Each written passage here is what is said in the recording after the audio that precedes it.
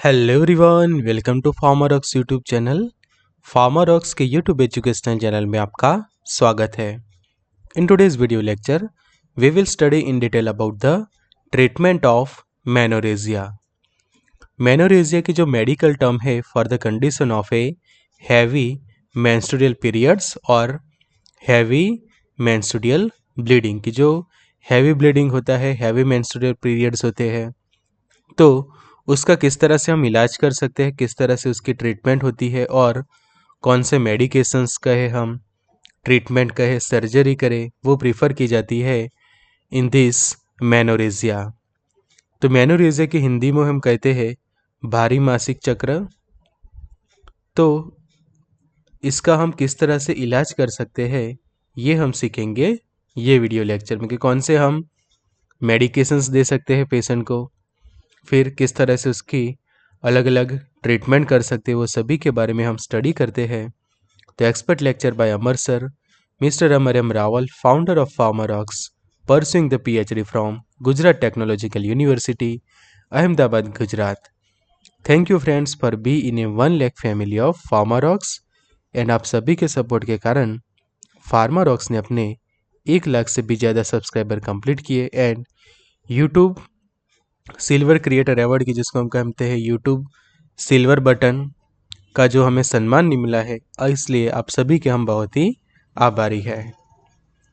तो अपडेटेड रहिए pharma knowledge के साथ, यूज़ करिए ऐप फार्मारॉक्स।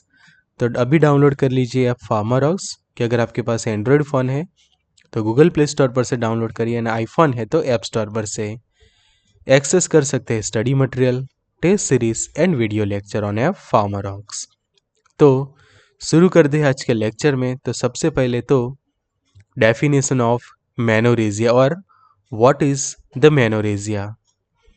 तो it is the most common type of abnormal uterine bleeding कि जो यूटेराइन ब्लीडिंग या फिर जो हम मासिक चक्र जो कहते हैं वुमेन्स के अंदर, तो वो एबनॉर्मल हो जाना और उसके कारण heavy and prolong menstrual bleeding कि जो मेंस्ट्रुअल साइकिल के दौरान जो नॉर्मल जो ब्लीडिंग होता है उसके कंपेयर में काफ़ी हैवी ब्लीडिंग होना और वो मेंस्ट्रुअल साइकिल भी काफ़ी प्रोलॉन्ग होना, मतलब कि काफ़ी दिन तक आपको जो है वो ब्लीडिंग होता है। तो ये कंडीशन को हम मेडिकल टर्म्स में कहते हैं मेनोरेजिया। तो menorrhagia that means heavy prolong periods. In some cases bleeding may be severe and daily activities become interrupted कि उसके कारण जो सिम्टम्स डेवलप होते हैं कि हैवी पीरियड्स तो है ही, और साथ में उसके कारण एब्डोमिनल क्रैम्प्स भी रहते हैं, पेन रहता है एब्डोमिनल कैविटी के अंदर। तो उसके कारण जो है वो डेली एक्टिविटीज़ जो है वो इंटरप्ट होती है और सीवियर जो हम कहे ब्लीडिंग, उससे डेली एक्टिविटी एज जो रूटीन लाइफ होती है ड्यूरिंग द मेंस्ट्रुअल साइकिल, कि जब वो नॉर्मल होता है तो इतना प्रॉब्लम नहीं होता, बट जब काफ़ी हैवी एंड प्रोलॉन्ग पीरियड्स रहते हैं तो काफ़ी कॉम्प्लिकेशंस होते हैं। तो सबसे पहले जो भी स्टूडेंट है उसको ये नॉलेज होना चाहिए कि what is the normal period cycle. तो नॉर्मल पीरियड साइकिल को कंसिडर किया जाता है 21 से लेकर 35 डेज के बीच में, और एवरेज लॉस ऑफ ब्लड होता है अराउंड 50 ml। अब समझो कि लेस देन 25 ml जितना ब्लड लॉस होता है तो उसको लाइट पीरियड्स कहते हैं, और मोर देन 80 ml जितना ब्लड लॉस होता है तो उसको हम कहते हैं हैवी पीरियड्स। नॉर्मल जो ब्लड जो ब्लीडिंग होती है during the menstrual cycle that is cranberry red in colour, कि क्रैनबेरी रेड कलर का ब्लड लॉस, और उसकी जो ड्यूरेशन रहेगी 2 से लेकर 7 दिन of normal bleeding and no large clot, कि जो क्लॉट निकलते हैं ब्लड के वो भी ज़्यादा लार्ज नहीं होते, एवरेज होते हैं, एंड पीरियड्स पेन्स भी काफ़ी लाइट होता है ऑन फर्स्ट डे और 2 which doesn't impact your day. तो ये है नॉर्मल कंडीशन। और उसमें जो अभी मैंने बताया कि 2 से 7 दिन का ये समझो कि साइकिल नॉर्मल और ब्लड लॉस जो है वो अराउंड 25 से लेकर 50 ml जितना ब्लड लॉस नॉर्मल कंडीशन में। बट मेनोरेजिया के अंदर क्या होता है, more than 80 ml blood loss होता है और 1 वीक से भी ज़्यादा दिन तक ये जो है वो मेंस्ट्रुअल साइकिल चलता है। तो blood loss greater than 80 ml, or long lasting around 7 days और मोर, तो that is constitute as a menorrhagia. तो कोजेज हमने सीखे थे पार्ट 1 के अंदर कि हार्मोन इम्बैलेंस के कारण होता है, dysfunction of the ovaries, uterine fibroid and polyps जब डेवलप होते हैं, एडिनोमायोसिस जब होता है, intra uterine device, pregnancy complications, inherited bleeding disorders and medication and medical conditions. तो ये सभी कोजेज एंड रिस्क फैक्टर को हमने डिटेल में सीखा था कि सभी के डिटेल डेफिनेशंस और उसका एक्सप्लेनेशन हमने पार्ट 1 में ऑलरेडी सीखा है। फिर डायग्नोस्टिक इवैल्यूएशंस भी हमने पार्ट 2 के अंदर सीखा कि किस तरह से हिस्ट्री कलेक्शन की जाती है। फिजिकल एग्जामिनेशन आप करते हैं पेल्विस वगैरह की, तो पेल्विस एग्जामिनेशन जो हम कहते हैं या फिर physical examination of the female reproductive organs. फिर ब्लड टेस्ट करते हैं हम, पैप टेस्ट करते हैं, एंडोमेट्रियल बायोप्सी की जाती है, अल्ट्रासाउंड किया जाता है, सोनो हिस्टेरोग्राम एंड हिस्टेरोस्कोपी वगैरह परफॉर्म किए जाते हैं अच्छे से डायग्नोसिस के लिए। और डायग्नोसिस पर से हमें पता लगाना होता है द मेन कोज, कि डायग्नोसिस हम क्यों करते हैं, तो पता चलता है उससे रीज़न एज वेल एज जो हम कहते हैं कि कोजिस, कौन से कोजिस के कारण समझो कि किसी को मेनोरेजिया हो रहा है, तो ये कोजिस पता चलेगा, तो उसके बेसिस पर हम कर सकते हैं फिर आगे treatment. Because sign and symptoms के बेसिस पे तो हम ट्रीटमेंट करते ही, पर दूसरी ट्रीटमेंट होती है कोजिस के बेसिस पे। तो कोजिस पे बेसिस पे ट्रीटमेंट करने के लिए ज़रूरी है रीज़न को जानना, और रीज़न जानने के लिए ज़रूरी है अच्छे से डायग्नोस्टिक इवैल्यूएशंस करना। तो ये हमने पार्ट 2 में ऑलरेडी डिटेल में सीखे कि कौन से तरीके से ब्लड टेस्ट करते हैं, what is endometrial biopsy, what is ultrasound. तो डिस्क्रिप्शन बॉक्स में आपको ये सभी का लिंक मिल जाएगा कि जो हमारे प्रीवियस लेक्चर्स थे। तो आज जो हमें डिटेल में जो सीखना है इसी टॉपिक के अंदर, that is the medications and treatment, और किस तरह से इसको हम मैनेज करते हैं। तो जब किसी को मेनोरेजिया होता है तो ये कई बार काफ़ी हैवी ब्लड लॉस के कारण पेशेंट एनीमिक भी हो जाता है, और एक्सेसिव ब्लड लॉस के कारण मेनोरेजिया के कारण जो है वो पेशेंट की डेथ भी हो सकती है, वो कोमा में भी जा सकता है, और उसके डेली लाइफस्टाइल या फिर एक्टिविटीज़ पे अफेक्ट होता है। तो ये सब ना हो और काफ़ी दूसरे कॉम्प्लिकेशंस ना हो, इसलिए समझो कि हम शुरुआत से ही उसको अच्छे से ट्रीट कर लें, तो पेशेंट की हम लाइफ भी बचा सकते हैं, we can save the patient as well as उसकी लाइफ जो है वो फिर से हम नॉर्मल कर सकते हैं। तो मैनेजमेंट में सबसे पहला आपके पास ऑप्शन है, that is the iron supplements. तो हम कहते हैं कि फेरस एस्कॉर्बेट है, फॉलिक एसिड है, जिंक एंड विटामिन B12, कि ये ऐसे मेडिकेशंस की जब आयरन की डेफिशिएंसी हो जाती है, एक्सेसिव ब्लड लॉस के कारण हीमोग्लोबिन कम हो जाता है, और साइनोकोबालामाइंस की जो विटामिन B12 है उसकी डेफिशिएंसी होती है, तो वो ठीक कर देती है, कि जिसके कारण पेशेंट जो है वो एनेमिक ना हो जाए। बिकॉज एक बार एनेमिक हो जाएगा तो और कंडीशन ख़राब हो सकती है उसके लिए। तो ज़रूरत से ज़रूरी है कि जो ब्लड काउंट हम कहे या फिर HB जो कहे वो मेंटेन रखे, उसके लिए हम आयरन सप्लीमेंट्स ज़रूर से देंगे। फिर non steroid anti inflammatory drugs की समझिए कि कोई इन्फ्लामेशन है तो वो क्योर करके दे, एज वेल एज जब पेन होता है तो वो ठीक करने के लिए ट्राइनेक्सामिक एसिड एक ऑप्शन है हमारे पास की, जो एक एंटी फाइब्रिनोलाइटिक्स मेडिकेशंस हैं, oral contraceptives, oral progesterone, the hormonal intra uterine device की जिसको हम कहते हैं मीरेना एक ऑप्शन है। फिर कुछ सर्जरीज की बात करें हम, कि यहाँ तक जो बात की हमने वो ये जो स्लाइड में आप देख रहे हैं that are the devices as well as the pills devices या फिर टैबलेट्स की हम बात करें। और जो नेक्स्ट स्लाइड में जो ऑप्शंस है हमारे पास they all are the options of a surgery की, जिसके अंदर यूटेराइन आर्टरी इमोबिलाइजेशन जो हम कहते हैं वो, उसके बाद डायलेशन एंड करेटिस जो कहा जाता है D and C, focus ultrasound ablation, myomectomy, endometrial ablation, endometrial resection and hysterectomy. तो ये सभी सर्जरीज के बारे में भी हम डिटेल में आपको ये वीडियो लेक्चर में बताने वाले हैं।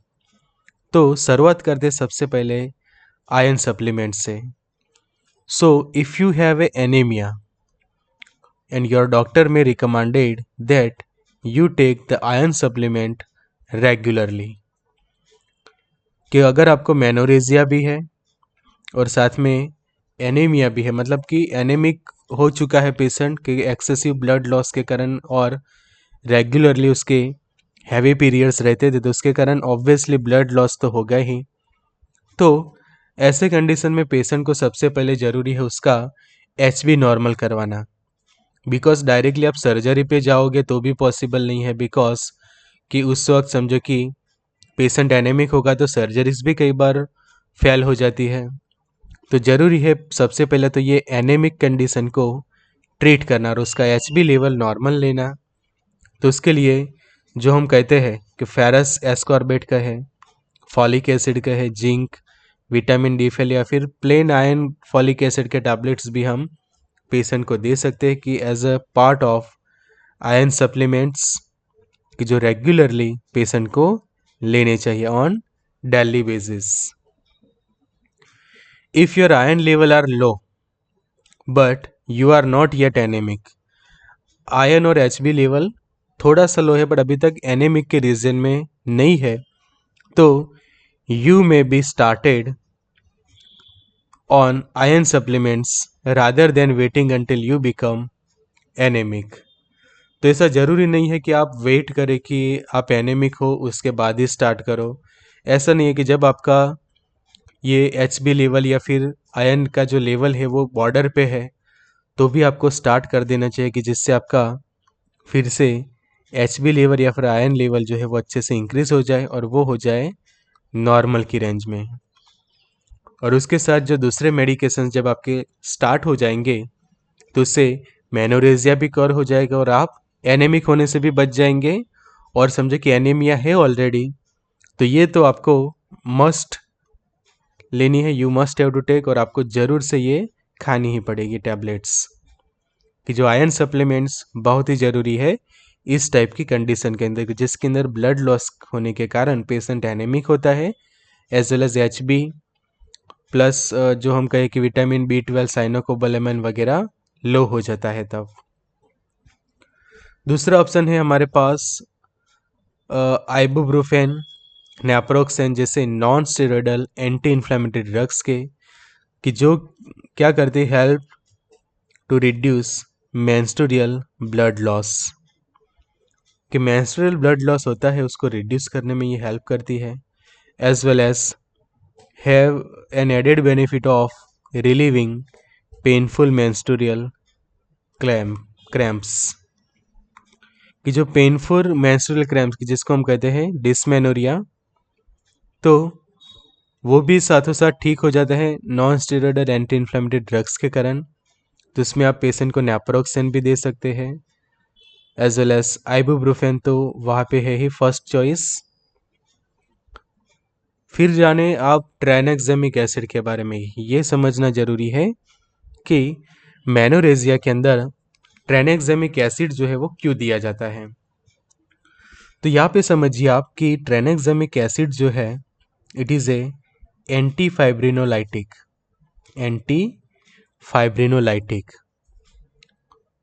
and this medication is used to treat heavy bleeding during menstrual periods। During लिखा है उसका मतलब यह है कि ड्यूरिंग द मेंस्ट्रुअल पीरियड ही ये मेडिकेशंस को पेशेंट को लेनी है।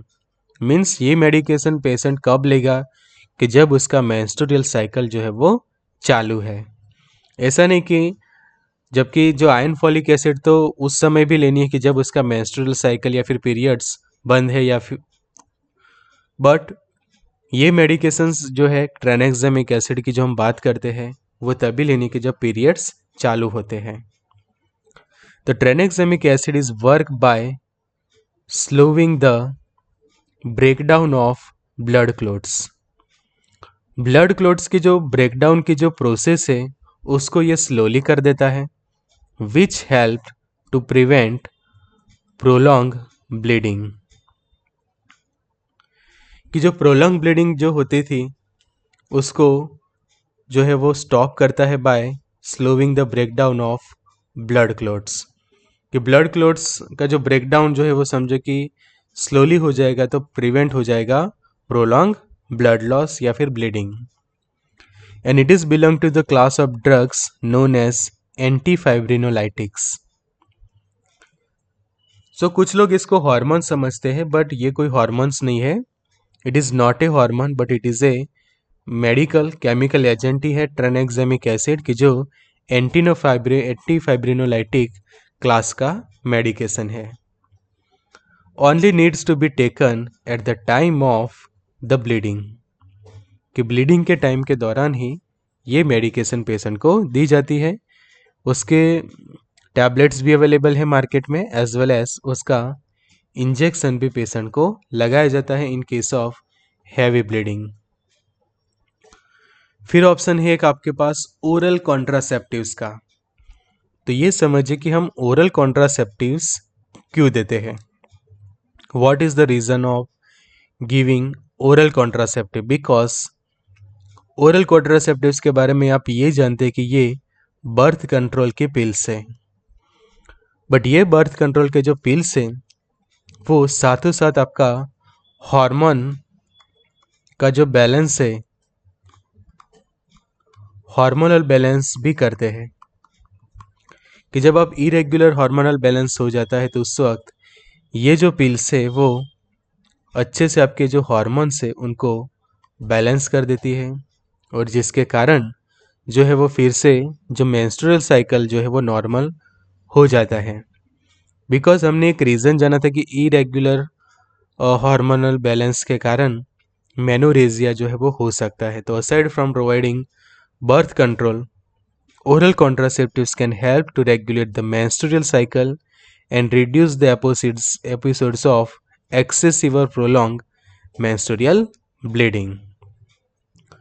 तो उसके जो डे वाइज हम पिल्स देखें तो टोटल 28 पिल्स यहाँ पे दी जाती है। यहाँ पे आप देख सकते हैं कि नंबर 1 यहाँ से स्टार्ट हो रहा है और डे बाय डे 7, 8 फिर 14, 21 और यहाँ पे जो है वो एंड की यहाँ से स्टार्ट और यहाँ पे एंड।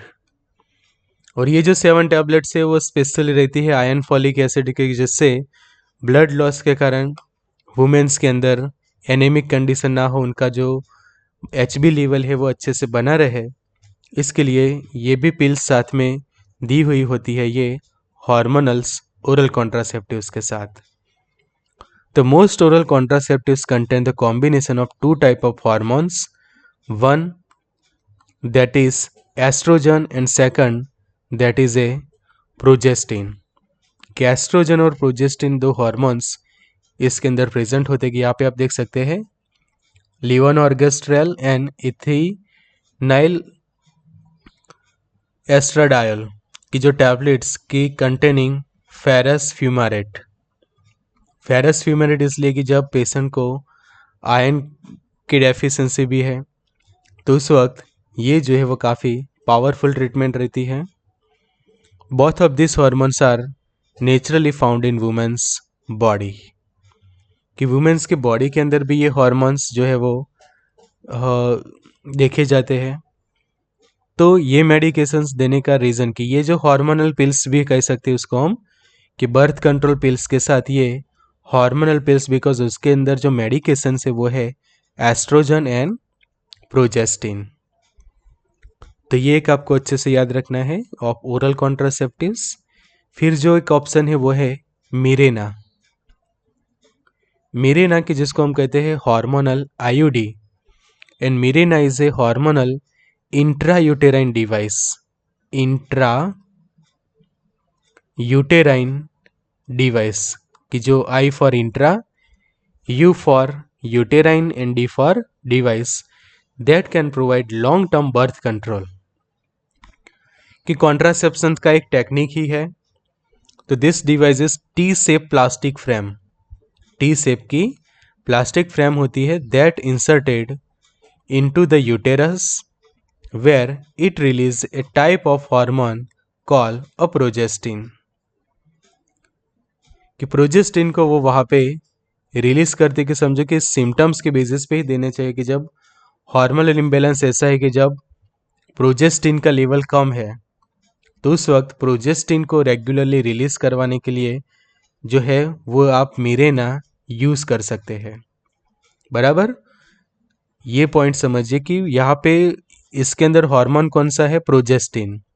तो जब आप हार्मोनल स्टडी करवाते हैं किसी वुमेन्स की, हार्मोनल ऐसे करवाते हैं पूरा डायग्नोसिस के अंदर, और उससे जो आपको रीज़न पता चलता है उसके रिपोर्ट्स के थ्रू, और हार्मोनल इम्बैलेंस का एक रीज़न आपको पता चलता है कि प्रोजेस्टिन का लेवल कम है, तो उस वक्त आप पेशेंट को ये मिरेना कि जो हम कहते हैं इंट्रायूटेराइन डिवाइस लगा सकते हैं। बट समझो कि प्रोजेस्टिन की डेफिशिएंसी नहीं है तो उस वक्त ये जो है वो यूज़ नहीं की जाती। तो ये खास ध्यान रखना है हार्मोनल आईयूडी के अंदर। बिकॉज समझो कि हार्मोनल बैलेंस है तो आप जब ये वाला गलती से भी दे देंगे तो उससे क्या होगा, प्रोजेस्टिन और जो दूसरा हार्मोन जो हम कहते हैं कि एस्ट्रोजन, कि यहाँ पे देखिए कि यहाँ पे लिखा है कि both of this hormones are naturally found in women's body. कि एस्ट्रोजन और प्रोजेस्टिन का जो प्रॉपर बैलेंस बना होता है वो कई बार बिगड़ जाता है। तो ये तभी देना है कि जब रीज़न ये है कि प्रोजेस्टिन लो अमाउंट में है, प्रोजेस्टिन का लेवल जो है वो रिड्यूस है और एस्ट्रोजन जो है वो इंक्रीज है या फिर नॉर्मल लेवल पे है, तो दोनों को बैलेंस करवाने के लिए आप प्रोजेस्टिन दे सकते हैं। बट समझो कि ऑलरेडी हार्मोनल बैलेंस ही है तो उस वक्त हम प्रोजेस्टिन देकर हार्मोनल इम्बैलेंस नहीं बिगाड़ सकते। तो ये ध्यान रखना है in the hormonal IUD that is called a Mirena. तो यहाँ तक बात की हमने पिल्स एज वेल एज जो इंट्रायूटेराइन डिवाइस की। अब जो बात है वो है जो माइनर सर्जरीज या फिर जो मेजर सर्जरीज की जाती है ड्यूरिंग द मेनोरेजिया, कि किसी को जो आगे जो हमने मेडिकेशंस बात की उससे ठीक नहीं हो रहा है। तो नेक्स्ट अब हमारे पास ऑप्शन है ये सब माइनर सर्जरीज के। तो ये जो लिखा है कि डायलेशन एंड करेटेज, डी एंड सी लिखा है, that means in this procedure your doctor opens, that means dilate the cervix. तो ये देखिए सर्विक्स का ये जो पोर्शन है, ये वाला कि ये वाला जो सर्विक्स हम कहते हैं कि जहाँ पे वजाइना जो है वो एंड होती है, कि वजाइना का ये जो एंड पोर्शन और आगे जो है वो पूरा वजाइनल रूट है। तो वजाइनल रूट के थ्रू ही जो है ये माइनर्स जो सर्जरी जो करते हैं वो की जाती है, और उसके अंदर क्या किया जाता है, सबसे पहले तो डायलेट किया सर्विक्स एंड देन स्क्रैप्स और suction the tissue from the lining of the uterus to reduce the menstrual bleeding. तो हमने एक रीज़न सीखा था, ये समझिए कि रीज़न एक ये था कि जो एंडोमेट्रियम का जो लेयर होता है यूटेरस के अंदर, या फिर एक्सेसिव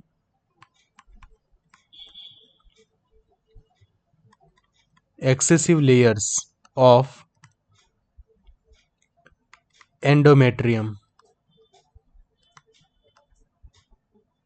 या फिर जो यूटेराइन की जो लाइनिंग है वहाँ पे एक्सेसिव लेयर्स जो है वो प्रेजेंट है।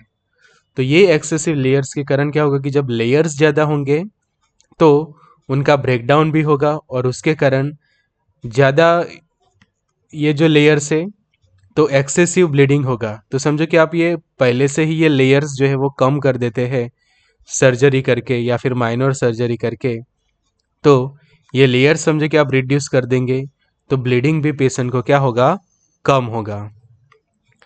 तो इसी के लिए जो रीज़न जो बनता है कि एक्सेसिव ये लेयर्स के कारण समझो कि पेशेंट को मेनोरेजिया हो रहा है, तो ये जो लाइनिंग होती है यूटेरन यस की, कि जो यूटेरस का जो रीजन है और यहाँ पे जो उसके जो लाइनिंग्स में समझो कि एक्सेसिव अमाउंट में प्रेजेंट है एंडोमेट्रियम के लेयर्स, तो उसको आप रिमूव कर सकते हैं।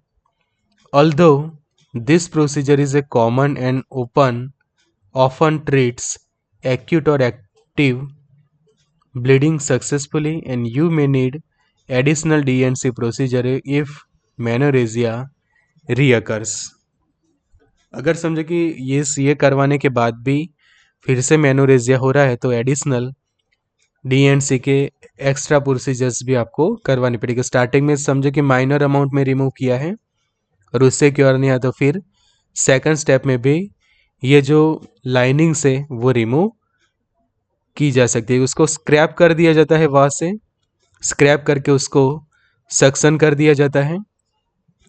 कि यहाँ पे आप देख सकते हैं कि कैथेटर के थ्रू अंदर जो डिवाइस जो है वो इंसर्ट करते हैं, वो डिवाइस ये यहाँ पे देखिए ये पॉइंट पे, कि यहाँ पे ये जो डिवाइस है वो अंदर की जो लाइनिंग होती है उसको क्या कर देती है, स्क्रैप करती है, साथ ही साथ उनको वो जो सी टिश्यूज होती है उसको सक्शन कर लेती है, मतलब कि खींच लेती है बाहर की ओर, और अंदर का जो पूरा पोर्शन है कि जो एक्सेसिव वहाँ पे ग्रोथ हुई है एंडोमेट्रियम के लेयर्स की, उसको वहाँ से रिमूव कर देगा।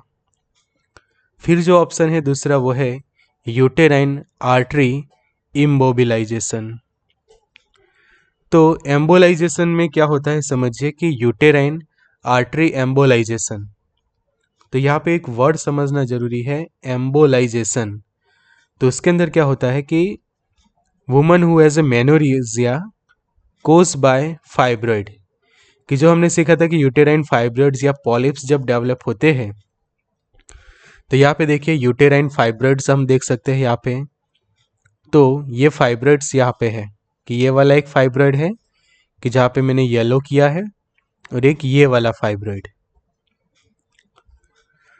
The goal of this procedure is to shrink any fibroid in the uterus by blocking the uterine arteries and cutting off their blood supply।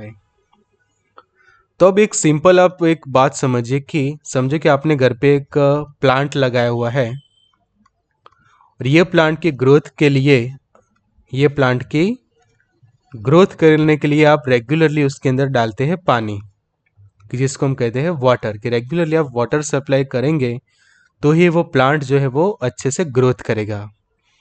अगर उससे हम रिवर्स सोचे कि अगर अचानक आपको कहीं पे बाहर जाना हुआ है और कुछ दिनों के लिए ये वाटर सप्लाई जो है वो बंद हो जाती है, या फिर जो वाटर सप्लाई था वो आपने देना कंप्लीटली बंद कर दिया, तो वाटर ना मिलने के कारण ये जो प्लांट है वो कुछ दिन तक तो वो अपना सर्वाइवल कर लेगा, बट जब प्रॉपर उसको वाटर की डिमांड होगी तो ये जो प्लांट है उसका जो रिजर्व वाटर है वो अब यूज होगा, और उसके कारण ये प्लांट है वो धीरे धीरे सूखने लगेगा।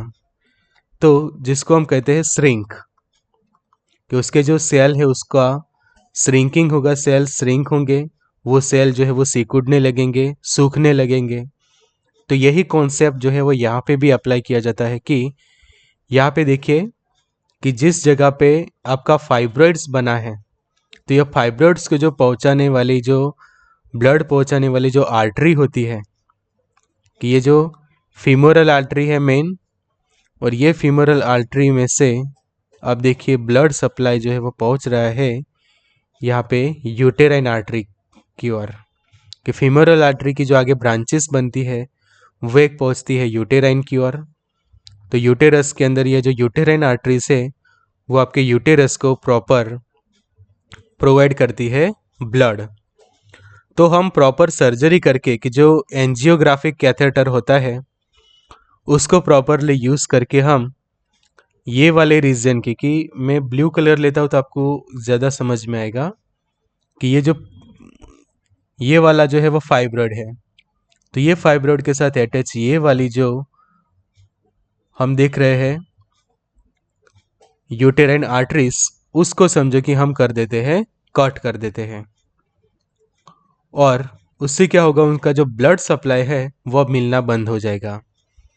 तो समझो कि ये जो है कंप्लीटली अब कट हो गई है। मैं क्रॉस कर देता हूँ दोस्तों, आपको समझ में आएगा कि ये दोनों कट कर दी है। तो धीरे धीरे ये जो फाइब्रॉइड्स थे वो सूखने लगेंगे और फिर नॉर्मल जो है वो लेयर फिर से बन जाएगा। के अंदर का जो लेयर जो नॉर्मल था कि फाइब्रॉइड्स जो है वो सिकुड़ जाएंगे, सूख जाएंगे, और फिर आगे जो है उनको आप इजीली रिमूव करवा सकते हैं कि DNC के द्वारा भी आप उनको रिमूव कर सकते हैं, या फिर किसी और तरह से उनको आप सक्शन करके निकाल सकते हैं। फिर दूसरा ऑप्शन है वो है फोकस अल्ट्रासाउंड एब्लेशन। तो समझो कि यहाँ पे फाइब्रॉइड डेवलप है पेशेंट के अंदर, ये वाला जो है वो फाइब्रॉइड है, ये है उसकी पेल्विक की कॉइल, MRI का ये टेबल है, ये है आपके पास ट्रांसड्यूसर। ये जो है वो पेशेंट यहाँ पे है, और ये उसका पेल्विस का रीजन, और ये जो है वो उसका फाइब्रॉइड की जो यूटेरस के अंदर है। तो this method is similar to uterine artery embolization. In this focus ultrasound ablation treats bleeding caused by fibroids by shrinking the fibroids। यहाँ पे भी फाइब्रॉइड्स को श्रिंकिंग ही किया जाता है, बट यहाँ पे क्या हम यूज़ करेंगे, ट्रांसड्यूसर को यूज़ करके अल्ट्रासाउंड जो है वो यूज़ करेंगे। हाई इंटेंसिटी फोकस अल्ट्रासाउंड उसको कहा जाता है, HIFU, और उससे हम डायरेक्टली ये जो अल्ट्रासाउंड फाइब्रॉइड के ऊपर टाइग्रेट करते हैं कि आप ये जो फाइब्रॉइड है उसके ऊपर है, ये अल्ट्रासाउंड जो है वो फोकस करता है और उनको क्या कर देता है, डिस्ट्रॉय, के ultrasound waves to destroy the fibroid tissue. तो ये फाइब्रॉइड टिश्यूज जो है वो अल्ट्रासाउंड से हम डिस्ट्रॉय कर देंगे, जिसको हम कहते हैं फोकस अल्ट्रासाउंड एब्लेशन या फिर high intensity ultrasound, high intensity focus ultrasound HIFU। There are no incisions require for this procedure. यहाँ पे इंसिजन आपको नहीं करना पड़ेगा, ना ही कोई कटिंग होगा, ना ही कोई ज़्यादा पेन होगा पेशेंट को। डायरेक्टली जो अल्ट्रासाउंड से उसको जो है वो डायरेक्टली हम टारगेट करेंगे फाइब्रॉइड्स पे, और ये अल्ट्रासाउंड ही उसको जो है वो श्रिंकिंग करेंगे।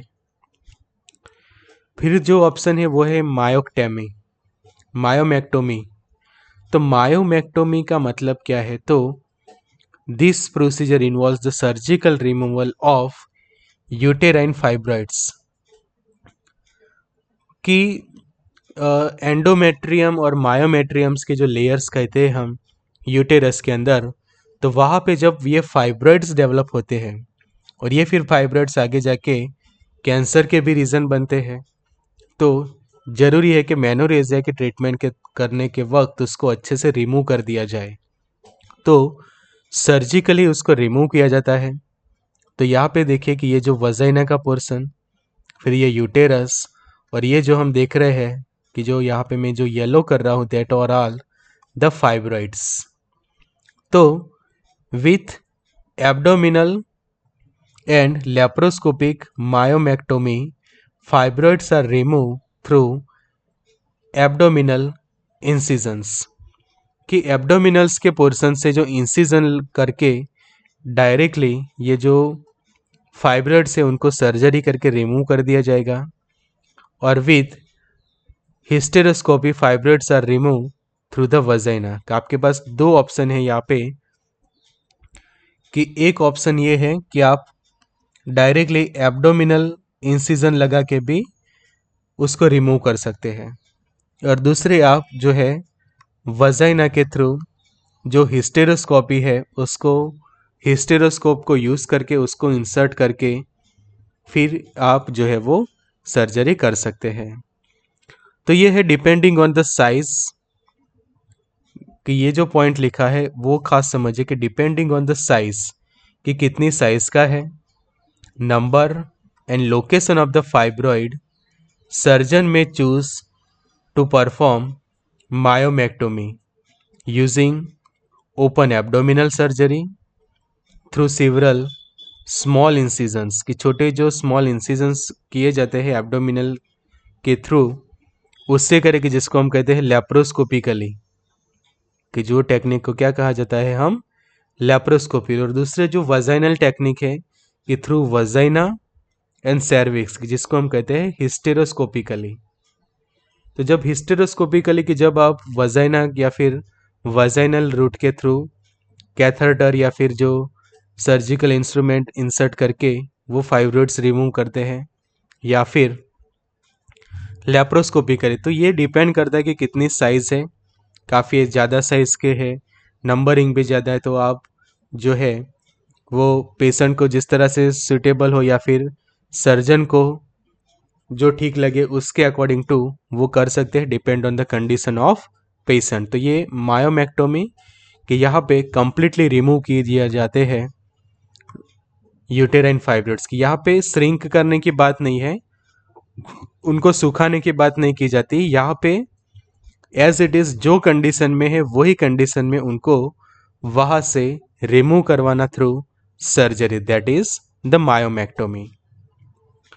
फिर एंडोमेट्रियल एब्लेशन क्या है? तो यूजिंग ए वेराइटी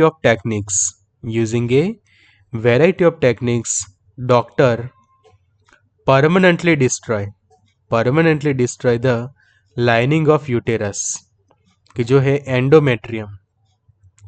अब समझो कि आप एंडोमेट्रियम ही नहीं होगा तो ना ही वहाँ पे जो है वो मेंस्ट्रुअल पीरियड्स होंगे, और ना ही मेंस्ट्रुअल पीरियड्स होंगे तो आगे जाके जो है वो काफ़ी लाइट पीरियड्स हो जाएंगे, या फिर काफ़ी उनकी इंटेंसिटी रिड्यूस है, जिसको हम कह सकते हैं लाइटर पीरियड्स, कि जो काफ़ी हैवी पीरियड्स थे उसकी जगह लाइटर पीरियड्स, बिकॉज आप परमानेंटली डिस्ट्रॉय कर देते हैं लाइनिंग ऑफ यूटेरस या फिर उसको पार्शियली रिमूव करते हैं।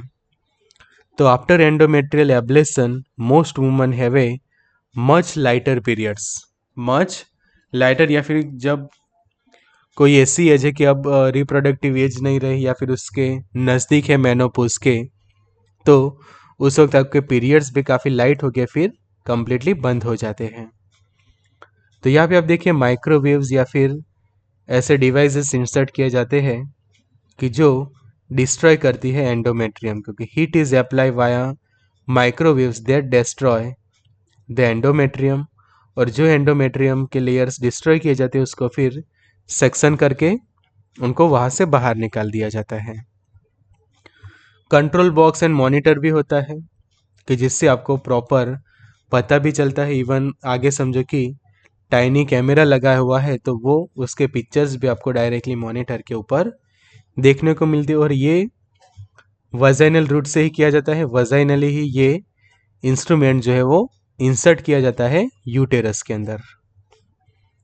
तो इसके प्रोब जो हम कहे सर्विक्स का रीजन, और यहाँ पे ये जो है उसको यहाँ पे इस तरह से देख सकते हैं कि ये जो माइक्रोवेव्स है वो ये लाइनिंग के ऊपर जो है वो अपना हीट अप्लाई कर रहा है, कि जो हीट अप्लाई होती है यहाँ पे इस जगह पे, और ये जो है वो एंडोमेट्रियम के लाइनिंग्स।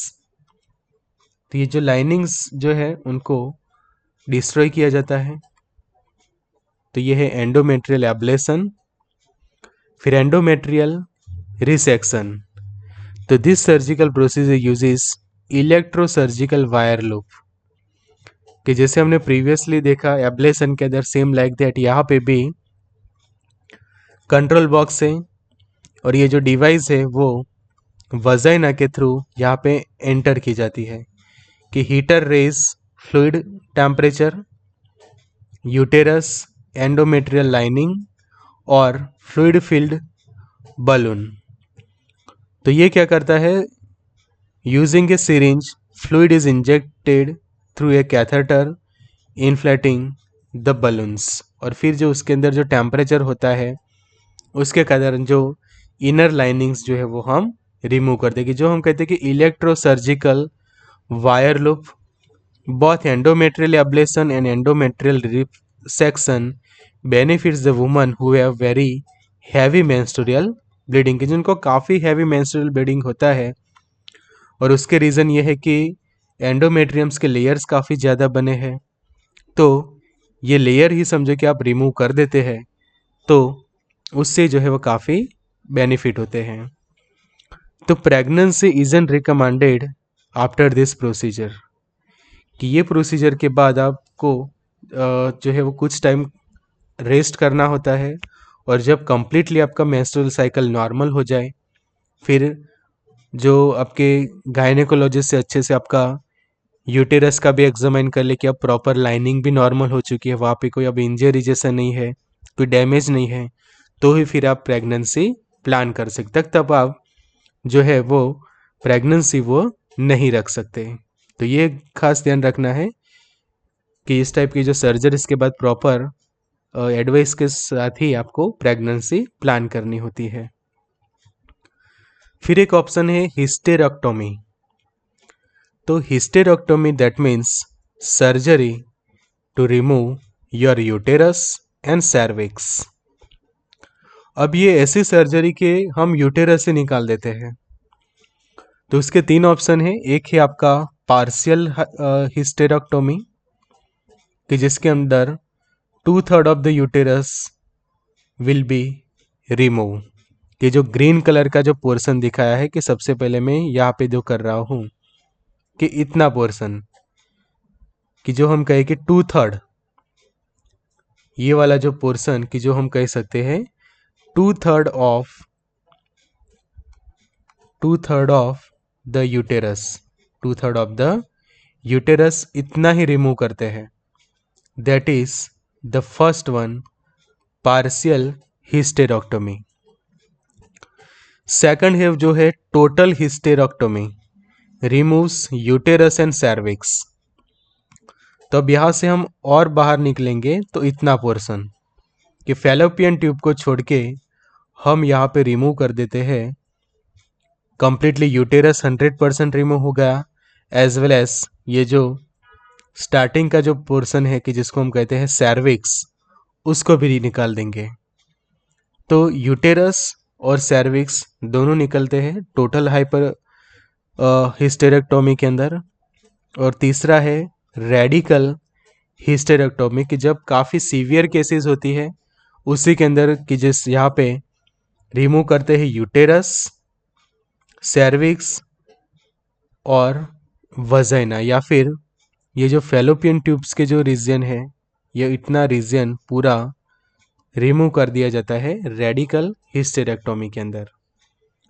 तो is a permanent procedure that causes sterility and ends the menstrual periods.